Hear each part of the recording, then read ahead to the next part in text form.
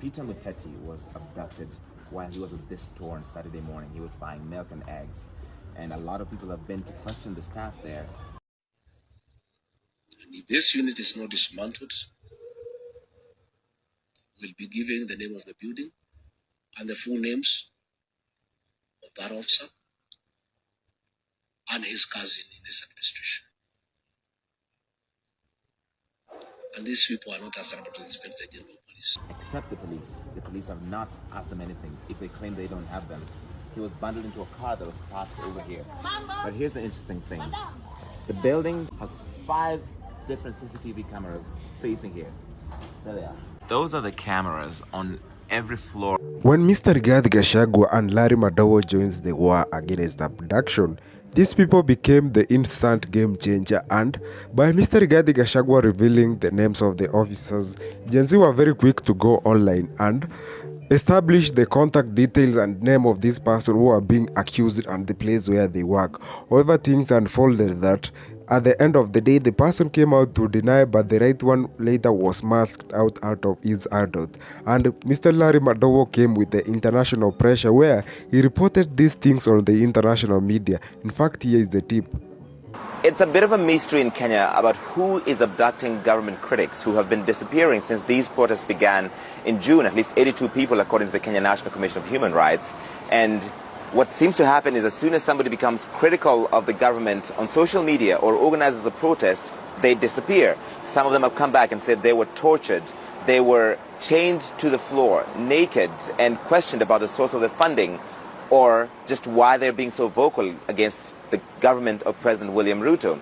He says that he will stop the abductions, but he also had a conditional part of that he will stop the abductions, but the young people of Kenya have to behave, they have to be polite, and they have to be disciplined, which people saw as a tacit endorsement, or at least an admission that his government has been abducting some critics.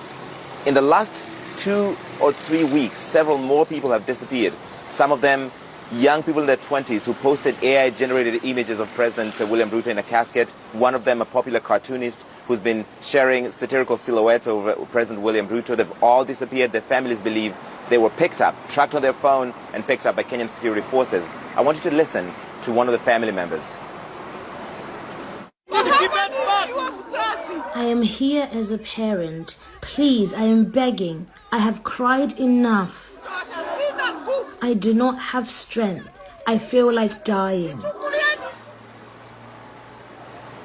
And so, a short while ago, a judge in Kenya has ordered the national police and the security agencies to unconditionally release the abducted people that are in their custody, even though the police have claimed they don't have them in their custody, and they're investigating why. Many in the country just don't believe them. The families don't believe them because they haven't made any attempts to investigate who exactly is snatching these critics off the road.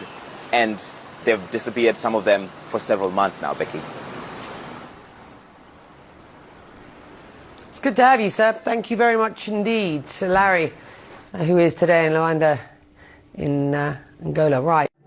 On the other hand, while this fight against abduction was on, Mr. Gachagua brought in the internal pressure, which was very hard to maintain. He went ahead to mention the names of the people, the saga, the unit, the way they are organized, and even called out ICC to come and investigate these things which are happening in the Republic, as it was very quick to establish that something is wrong and something is behind this abduction. And many people said that it is because the abducted people were believed to be government critics, especially on the online space. Remember during the Gen Z demonstration where the finance bill was down, President William Ruto said that it was treason, and many young people felt that they have been offended because they were fighting for their country, and this finance bill was really going to be a game changer, and it was going to be very hard in terms of the economic status, which is very hard to the people. Happening.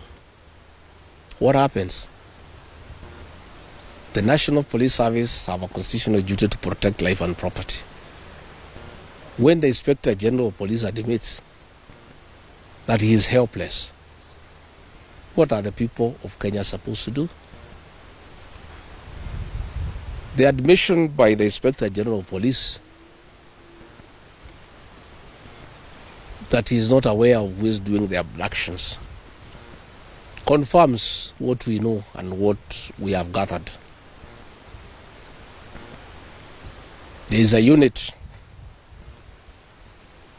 of police officers that are not under the command of the Inspector General of Police that are carrying out these abductions and killings.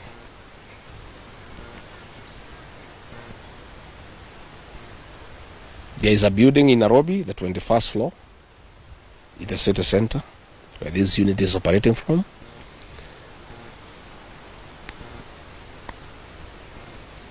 Led by a certain Mr. Abel,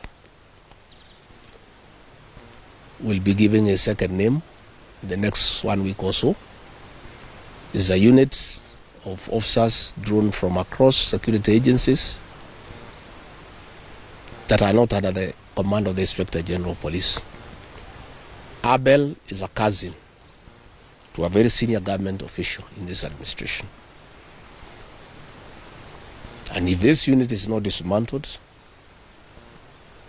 we'll be giving the name of the building and the full names of that officer and his cousin in this administration.